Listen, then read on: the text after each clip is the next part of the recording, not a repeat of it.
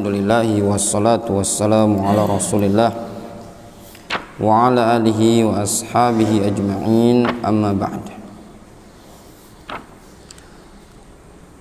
Kita lanjutkan kajian kita dari kitab Bulughul Maram dengan syarah yang ditulis oleh Syekh Taufik Al-Ba'dani hafizahullah ta'ala.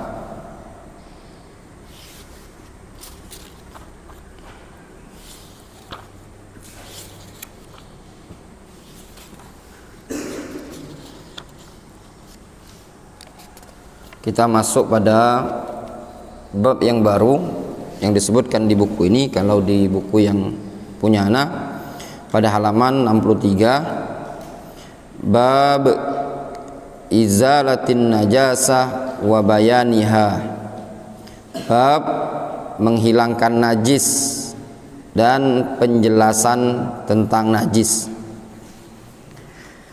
Izalatun najasah ai kaifiyatu izalatu hadhin najasah atau kaifiyatu izalati hadhin najasah. Maksud dari izalatun najasah yaitu cara menghilangkan najis ini, cara menghilangkan najis ini. Qauluhu wa bayanuha atau wa bayaniha ai bayanul a'yan an najisah, penjelasan tentang bentuk-bentuk najisnya. Wal a'yan takunu najisatan idza hakama syar'u binajasatiha.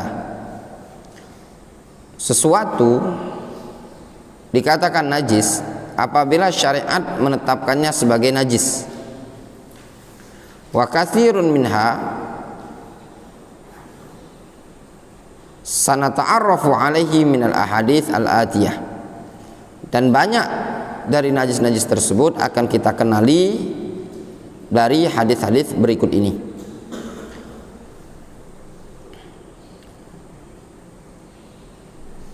Kita baca hadis yang disebutkan oleh Al-Hafidz Ibnu Hajar. An Anas ibn Malik radhiyallahu anhu qala su'ila Rasulullah sallallahu alaihi wasallam anil khamri tuttakhadhu khallan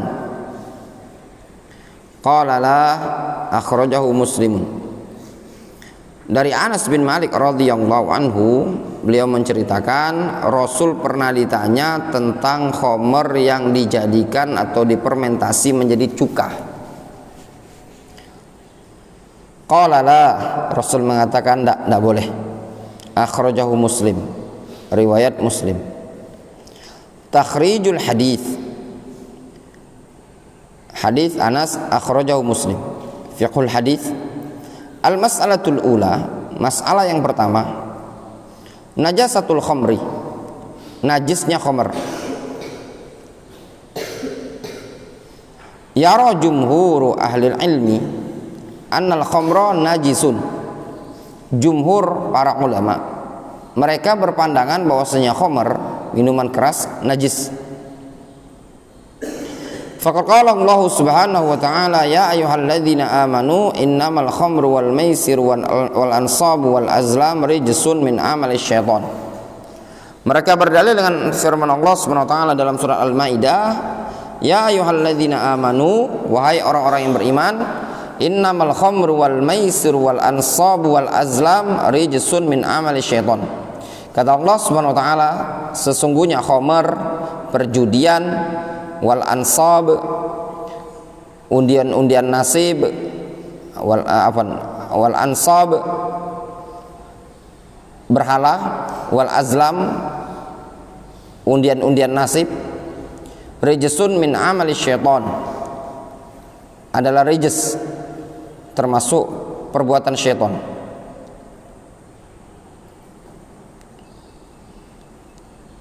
Rijs ini sebagian makna itu bermakna najis. Warijsu an-najisu wa huwa fil ayat aidun ala kullil madhkurat fiha. Nah, pada ayat tersebut lafaz rijs kembali kepada segala sesuatu yang disebutkan Sehingga khamr, perjudian, berhala, ngundi nasib, itu semua dianggap rijsun, najis. Wa minha al-khamr, di antara yang disebutkan dalam ayat ini khamr. Wala takunul alat al-madhkura fil ayat najasatan lil ijma' ala taharatiha. Namun alat-alat yang disebutkan ya, pada ayat tersebut tidak bisa dikatakan najis dengan kesepakatan para ulama. Ya, dikarenakan tidak bisa dikatakan najis dikarenakan ada ijma' yang menunjukkan itu suci. Seperti alat perjudian, tidak bisa dikatakan dia najis karena ada ijma' yang menunjukkan dia suci. Patung atau yang anak-anak panah yang digunakan untuk mengundi nasib dan yang lainnya. Khilafan li Ibnu Hazm, ya, berbeda dengan al-Imam Ibnu Hazm. Wa uriqat fi syawari'il Madinah, dan khamar-khamar itu ditumpahkan di jalan-jalan kota Madinah. Li'anna fi naqliha ila kharijil Madinah kulfa wa masyaqqah, dikarenakan untuk memindahkan khamar-khamar tersebut ke luar kota Madinah adalah beban berat. Wa yalzam minhu ta'khir ma wajaba 'alal fawr min at-takhallus minha, sehingga konsekuensi darinya menunda sesuatu yang wajib untuk dikerjakan secara langsung berupa tindakan untuk lepas dari khamr tadi. Jadi katanya jumhur, khamr najis. Dia ditumpahkan di kota Madinah itu karena berat untuk bawanya, gotongnya keluar kota Madinah. Makanya dibuang saja di gang-gang kota Madinah. Karena gini, bagi yang mengatakan tidak najis, dia beralasan kalau seandainya najis tidak mungkin dibuang di gang kota Madinah. Karena Rasul melarang buang najis di jalan-jalan. Itu alasannya. Wa dhahaba ba'dus salaf wa ba'dul fuqaha wa ba'dul mutaakhirin. Sebagian salaf, sebagian ahli fikih, sebagian ulama mutaakhirin, Kasyaukani wa Ibnu Utsaimin wal Albani ila al-qaul bi taharati 'ainil khamri. Mereka berpendapat akan kesuciannya zat khamr. Wa in kanat muharramatan wa syurbuha minal kaba'ir, meskipun khamr tadi hukumnya haram dan minumnya merupakan bagian dari dosa besar. Li'annal asla at-taharah, dikarenakan hukum asal adalah taharah. Wa ma jaa'a fil ayah la yuradu birrijs fiha an-najis.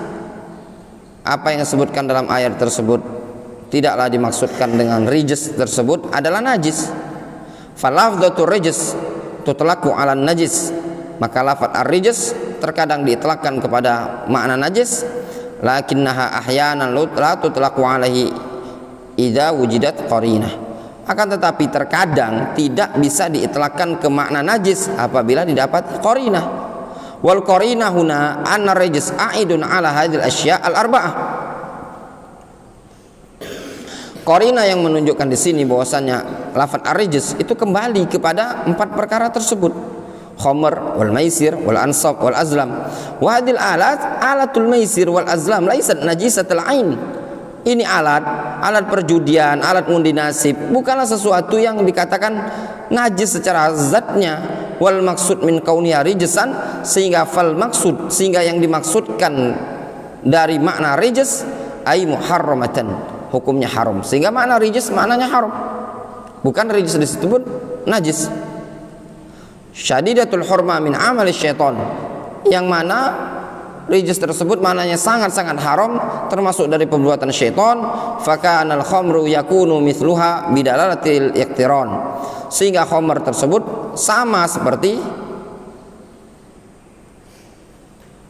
alat-alat tadi dengan dalalah al-iqtiran, sisi pendalilan al-iqtiran. Iqtiran itu satu paket karena kan bergandengan, itu namanya dalalatul iqtiran. Kenapa dikatakan khamr tidak najis? Karena digandengkan dengan ayat tersebut dengan maisir, ansab wal azlam. Sedangkan maisir, ansab wal azlam ini bukanlah sesuatu yang najis secara zat, secara ainnya. Ingat ada faedah namanya dalalatul iqtiran. Dalalah al-iqtiran. Jadi dalalatul iqtiran itu misalkan disebutkan di suatu hukum seperti contoh misalkan tentang haji. Apa hukum haji? Allah Subhanahu wa taala menyatakan wa atimmul hajja wal umrata lillah. Sempurnakan haji dan umrah. Kita katakan haji hukumnya wajib. Apakah umrah hukumnya wajib? Seumur hidup? Apa Dokter Vicky? Wajib. Apa dalilnya? Dalalatul iqtiran. Karena digandengkan dengan haji. Ya. Ketika haji hukumnya wajib, tatkala umrah digandengkan dengan haji menunjukkan apa? Wajib. Nah, ini faedah-faedah seperti ini perlu diingat ya. Diingat sebagai talibul ilmi, faedah seperti inilah yang membuat indah seorang talibul ilmi ya. Namanya dalalatul iqtiran ya. Wa qad waradat adillatun minas sunnah. Datang dalil-dalil dari Al-Qur'an yufham minha anal khamra laisa najisan. Yang difahami dari dalil tersebut bahwasanya khamr bukanlah najis. Minha ma fi sahihain min hadits Anas. Dan juga ada disebutkan dalam Bukhari Muslim dari hadits Anas. Qala kuntu saqiyal qaum fi manzili Abi Talhah. Anas bin Malik mengatakan, aku dulu termasuk orang yang nuangkan air ketika di rumah Abu Talhah. Wa kana khamruhum yauma idzin al-fadhih. Dan khamr mereka ketika itu adalah al-fadhih. Fa'amara Rasulullah SAW munadiyan yunadi. Lalu Rasulullah SAW memerintahkan seseorang untuk berteriak ya. Innal khamra qad hurrimat. Bahwasanya khamr telah diharamkan. Faqala li Abu Talhah. Lalu Abu Talhah berkata kepadaku, kata Anas, ukhruj fa'ahriqha. Ya, fa'ahriqha. Keluar engkau wahai Anas, tumpahkan khamr tersebut. Fa kharajtu fa haraqtuha fajarat fi sikakil Madinah ya. Lalu aku pun menumpahkannya, kemudian khamr tersebut mengalir di sikak itu gang atau lorong yang ada di kota Madinah. Walau kana al-khamru najisan, kalau seandainya khamr itu najis, lama ahraka fi syawari'. Ini saya khamr tidak mungkin ditumpahkan oleh Anas di jalan-jalan tersebut. Wa syawari' al-Madinah laisat amakin liraka an-najasa fiha. Yang namanya jalan bukan tempat untuk buang najis ya. Tak mungkin Anas buangnya di gang, di jalan kota Madinah ketika itu. Kalau seandainya najis, itu sisi pendalilannya tadi. Wa kadzalika ma jaa fi sahih Muslim. Demikian juga disebutkan dalam sahih Muslim, anna rajulan ya, bahwasanya ada seorang laki-laki ata bi ina'in fi khamrun, datang dengan membawa bejana yang berisi khamr. Faqala lin nabi sallallahu alaihi wasallam aharamun hadhihi. Dia bertanya kepada Rasul, apakah ini haram? Qala nabi sallallahu alaihi wasallam na'am. Rasul mengatakan iya. Fasabbaha baina yaday an-nabi sallallahu alaihi wasallam. Lalu dia tumpahkan di depan Nabi sallallahu alaihi wasallam. Falau kanat najisatan lama kana la'iqan an tusabba mubasyaratan baina yadayn an-nabi sallallahu alaihi wasallam. Kalau seandainya khamr tersebut najis, maka sangat lama kana la'iqan, tidak pantas ya, tidak pantas, tidak layak. Lama kana la'iqan itu artinya tidak pantas antusabba mubasyaratan ya, tidak pantas najis itu ditumpah secara langsung di hadapan Nabi sallallahu alaihi wasallam. Wa hadzal qaul qawi. Qaul seperti ini adalah qaul yang qawi, kata Syekh Taufik. Lakin liqillatil qailina bihi la tatma'innun nafsu lil qauli bihi. Masyaallah ya. Ini faedah juga. Syekh Taufik mengatakan, akan tetapi pendapat yang seperti ini dikarenakan sedikit yang berpendapat membuat jiwa kita tidak tenang katanya. Nah, ya. Nah, itu tadi. Masalah yang kedua, ittikhadul khamri khallan ya. Menjadikan khamr sebagai khal semakna dengan cuka. Alladzi alaihi jumhurul ulama annahu la yajuzu tahwilul khamri wa la yajuzu al-intifa'u bihi fala yahillu akluhu. Pendapat mayoritas para ulama, tidak diperbolehkan memproses khamr menjadi khal. La yajuzu tahwilul khamri khallan. Tidak boleh memproses mengubah khamr menjadi khol, cuka. Wala yajuzu al-intifa'u bihi, tidak boleh mengambil kemanfaatannya. Wala yahillu akluhu, tidak halal dimakan. Faqad su'ila Rasulullah sallallahu alaihi wasallam khamri tutakhadhu khallan.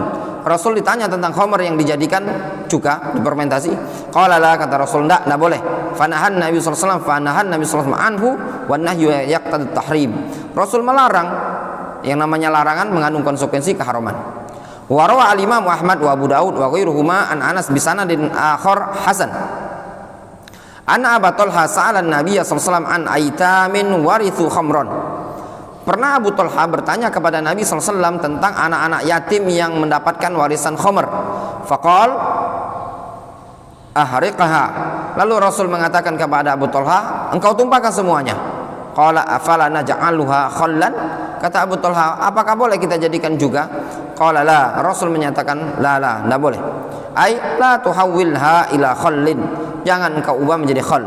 Wala yahillu al-intifa' bihadza alladhi sara khallan bisababi fi'lil fa'il. Ingat catatan, tidak diperbolehkan mengambil kemanfaatan atau memanfaatkan cuka tadi yang berubah dengan, atau khamr yang berubah menjadi cuka dengan sebab perbuatan orang yang melakukannya. Kalau memang diproses karena ada perbuatan pelaku, tidak boleh. Li'anna Nabi sallallahu alaihi wasallam idza harrama syai'an haramal intifa'u bihi. Dikarenakan Rasul kalau mengharamkan sesuatu, maka Rasul mengharamkan untuk mengambil manfaat dari sesuatu tadi. Khilafan lidh-dhahiriyah alladzina yaqulun huwa haramun lakin yajuzu al-intifa'u bihi. Beda dengan Zahiriyah. Mereka mengatakan haram dimakan, tapi boleh dimanfaatkan. Maksudnya apa? Ya. Dia haram, tindakan melakukan proses tadi haram, tapi kalau sudah jadi boleh-boleh saja dimanfaatkan. Ya, khamr haram dimakan, tapi kalau sudah pindah ya boleh saja gitu. Warawa Abu Ubaid fi Kitabil Amwal, ya. Abu Ubaid menyebutkan dalam Kitabul Amwal wal Baihaqi fi Sunanihi an Umar, dari Umar, qala la ta'kulu khallan min khamrin ufsidat. Jangan engkau makan cuka yang terbuat dari khamr tatkala diproses, hatta yabda'a lillahi bi fasadiha, sampai Allah Subhanahu wa taala sendiri yang melakukan prosesnya. Maksudnya apa? Kalau perbuatan dari manusia jangan, tapi kalau terjadi dengan izin Allah Subhanahu wa taala maka tidak masalah. Wa dzalika hina tabal khallu, yang demikian itu terjadi ketika khalnya sudah menjadi bagus. Wah. Wala ba'sa 'ala imri'in asaba khallan min ahlil kitab ayyabta'ahu ma lam ya'lam annahum ta'ammadu ifsadaha. Ya. Tidak diperbolehkan, tidak mengapa bagi seseorang tatkala mendapatkan cuka, ya, yang berasal dari ahlul kitab untuk membelinya, selama dia tidak tahu itu cuka dibuat dari proses khamr dengan sengaja ataupun bukan. Afsadat ay min sun'il insan. Afsadat itu maksudnya apa? Dari perbuatan manusia. Wa huwa alladhi afsadahu wa hawwalahu. Manusia yang melakukan prosesnya. Wa hadzal athar sanadun sahih wa huwa shawab lima sabaqa dzikruhu. Athar ini sahih dan itulah yang benar.